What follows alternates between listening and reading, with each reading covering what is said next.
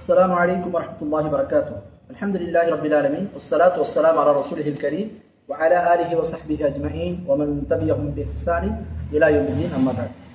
மிக்க அல்லாஹ்வின் நல்லடியார்களே, நம்ம அந்த முதல் வீடியோவில் மக்கள் என்பது நம் பகுதியில் வாழக்கூடிய மக்களைத்தான் குறிக்கிறது என்கின்ற விவரத்தை நாம தெரிந்து கொண்டோம். அடுத்து பாருங்க, அவங்க ஷேக் ரஹ்மத்துல்லாஹி ஃபிர்தௌஸி பேசும்போது இந்த ஒரு விஷயத்தை சொல்றாங்க. என்ன, நமக்கு இன்னைக்கு சரியான ஒரு தலைமை இருக்குதா, நமக்கு ஒரு சரியான தலைமை என்பது எதுவும் கிடையாது என்ற மாதிரி ஒரு விஷயத்தை வச்சு நாம இந்த இடத்துல தனித்து செயல்படலாம் அப்படின்றத, இந்த தலைமையின் மீது ஒரு விமர்சனத்தை வைத்து என்ன செய்யறாங்க, சரியில்லை தலைமை, அதனால நம்ம தனித்து செயல்படுறதுல பிரச்சனை இல்லைன்ற மாதிரி ஒரு கருத்தை வைக்கிறாங்க.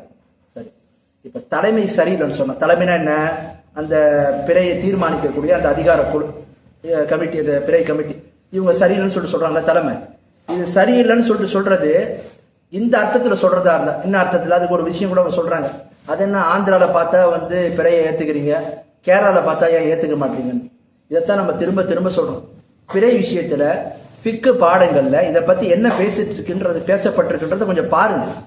பிறை என்பதுல நம்ம பார்க்கிறோம், இதுல இந்த கருத்து வேறுபாடுகளுக்கான அடிப்படை காரணம் என்ன, இஹ்திலாஃபுல் மத்தாலி, அதாவது பிறை உதிக்கக்கூடிய பகுதி என்ன செய்யும், வேறுபடுறதுனால அது உதிக்கக்கூடிய நேரம் என்ன செய்யும், மாறுபடும் அப்படின்றது சொல்றாங்க. அதனால தான் நம்ம இந்தியாவில் பார்க்குறோம், கேரளாவில் எத்தனையோ பிறை பார்க்கப்பட்டும் இந்தியாவில் மற்ற பகுதியில் பார்க்க முடியல. ஏன், இந்தியாவில் நீங்கள் பார்த்தீங்கன்னா கேரளாவுடைய அமைப்பு என்ன, அது அரேபிய அந்த கடல் கிட்ட இருக்கு, அது அரேபிய பெருங்கடல் கிட்ட இருக்கு. நாம பார்க்கக்கூடிய புறம் என்னவா இருக்கு, இது இந்திய பெருங்கடல் இதுல இருக்கு. அதனால தான் இந்தியாவில் கேரளாவை தவிர்த்து தமிழ்நாடு, ஆந்திரா, மகாராஷ்டிரா போன்ற மாநிலங்களை பார்த்தீங்கன்னு சொன்னா, இங்க பொதுவாகவே பிறை பார்க்கக்கூடியது என்ன செய்யாது, ஒரே மாதிரி வரும், கேரளா மாதிரி மாறுபடாது. கேரளா பல காலங்கள் நம்ம பார்த்துருக்கிறோம், மற்ற பகுதிகளில் தெரியறதுக்கு முன்னாடியே தெரியும். அது காரணம் என்ன, இஹ்திலாஃபுல் மத்தாரி, அந்த பிறை உதிக்கக்கூடிய பகுதி மாறுபடுறது. இதை அடிப்படையா வச்சு தான் இந்த பிறை விஷயத்துல கருத்து வேறுபாடே வந்தது.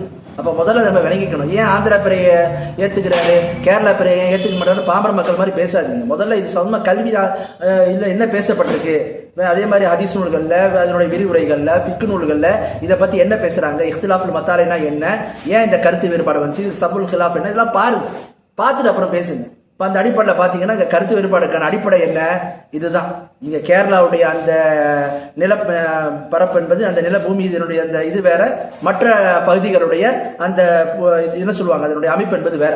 அதனால தான் பிறை உதிக்கக்கூடிய பகுதி வித்தியாசப்படுறதுனால கேரளாவில் பல சந்தர்ப்பங்களில் தெரியுது, மற்ற பகுதிகளில் தெரிய மாட்டேங்குது.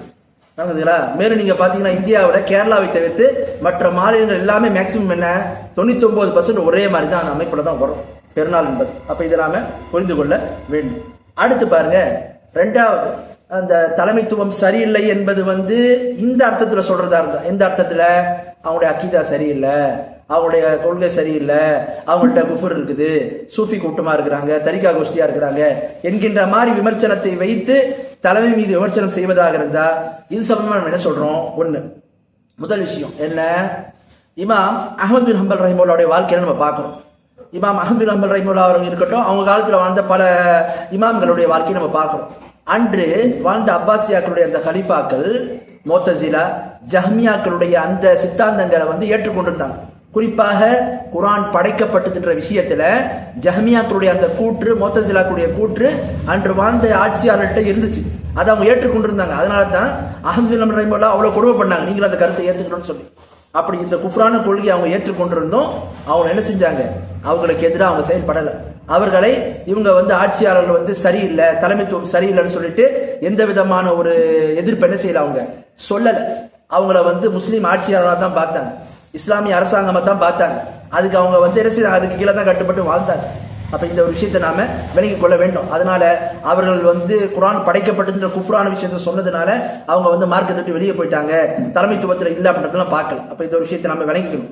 அதனால தான் ஷேக் அல்பானி ரஹிமஹுல்லாஹ் கூட இந்த பிறை விஷயத்துல, தஜகிஸ்தான் ஒரு நாடு இருக்கு, அந்த நாட்டில் உள்ளவங்க சில பேர் கேட்கறாங்க, எங்க நாட்டில் இருக்கக்கூடியவங்களாம் சூஃபி தரிகால இருக்கிறாங்க, அப்ப அவங்க தான் அந்த பிறை கமிட்டியில் இருக்காங்க, அப்ப நாங்க என்ன செய்யணும், அது வேற விஷயம். அந்த தலைமை இதுல இருக்கிறவங்க ஒரு முடிவை சொன்னாங்கன்னா அதுக்கு நீங்க கட்டுப்படுகின்றாங்க. அப்போ நல்ல ஒன்று விஷயத்தை விளங்கிக்கணும். இங்க தலைமைத்துவம் என்பது அவர்களுக்கு அதிகாரம் கொடுக்கப்பட்டிருக்கிறதுக்கான காரணம் என்ன, அதுல எல்லாருமே ஒன்றிணையும் போதுதான் முஸ்லிம்கள் ஒரு கருத்துல வர முடியும். அதற்கு முரண்பட்டு போனாங்கன்னு சொன்னா ஆளாளுக்கு என்ன கருத்து வேறுபட்டு போவாங்க, பிளவுகள் தான் வரும் என்ற காரணத்தை வச்சுதான் இப்படி ஒரு முடிவை அவங்க சொல்றாங்க அப்படின்றத பார்க்கணும். அடுத்து மூணாவது என்னன்னு சொன்னா, ஒருவேளை ஜாக் என்கின்ற அமைப்புக்கோ அல்லது சர்வதேச பிறையை சரி காணக்கூடிய மற்ற நபர்களுக்கோ அவங்க பகுதியில் இருக்கக்கூடிய பிறை கமிட்டி மீது விமர்சனம் இருந்தா நீங்க என்ன செய்யுங்க, உங்க தரப்பில் உள்ள ஆளுங்கள், இப்போ ஜாக்கில் பார்த்தீங்கன்னா ஷேக் கமாலுதீன் மதனி, அதே மாதிரி ஷேக் அப்துல் கார் மதனி, இன்னும் பெரிய பெரிய ஆளுங்களாம் இருக்காங்கல்ல, அவங்களாம் கூப்பிட்டு இந்த தமிழ்நாட்டில் இருக்கக்கூடிய காதிகளாக இருக்கட்டும், அந்த காதியில் மொத்தம் 34 பேர் இருக்கிறாங்க. அதில் பரேலிகளாக இருக்கிறாங்க, தேவபந்திகள் தப்லீக் ஜமாத்தில் உள்ளவங்க இருக்காங்க. என்ன பண்ணுங்க, அந்த கமிட்டி சம்பந்தமா ஒரு ஃபத்வாவை கொடுங்க.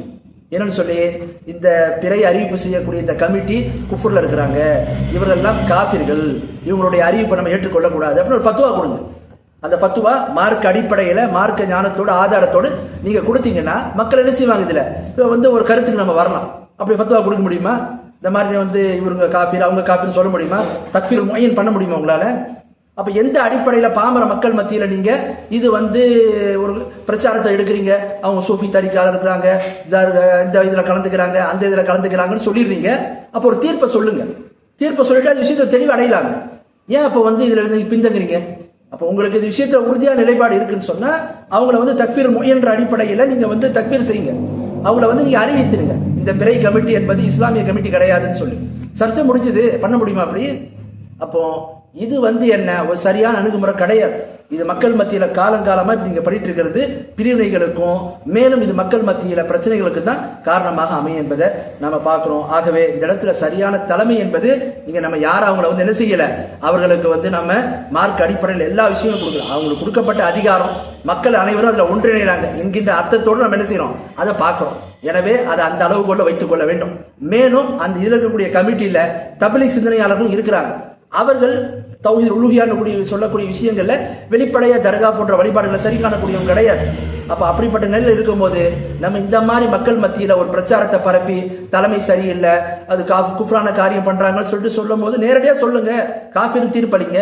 ஏன் அதுல தயக்கம் என்ன இருக்கு? ஆகவே இந்த அடிப்படையில் பாத்தீங்கன்னா இதுவும் நீங்க இந்த விஷயத்தை விட்டுட்டு சரியானதுக்கு நீங்க வரணும்னு சொன்னா இது போன்ற மக்கள் மத்தியில் இப்படிப்பட்ட விஷயங்களை எல்லாம் பிரச்சாரம் செய்யாதீங்க. இது பாரதூரமான தக்ஃபீர் சிந்தனை தான் என்ன செய்யும், ஏற்படுத்தும். ஆகவே நம்ம சொல்லக்கூடிய விஷயத்தை சரியான முறை அல்லாஹ் தஆலா புரிந்து கொள்வதற்கு மக்களுக்கு அருள் புரிவானாக. ஆமீன். வாஹிரு தாவானா அல்ஹம்துலில்லாஹி ரப்பில் ஆலமீன்.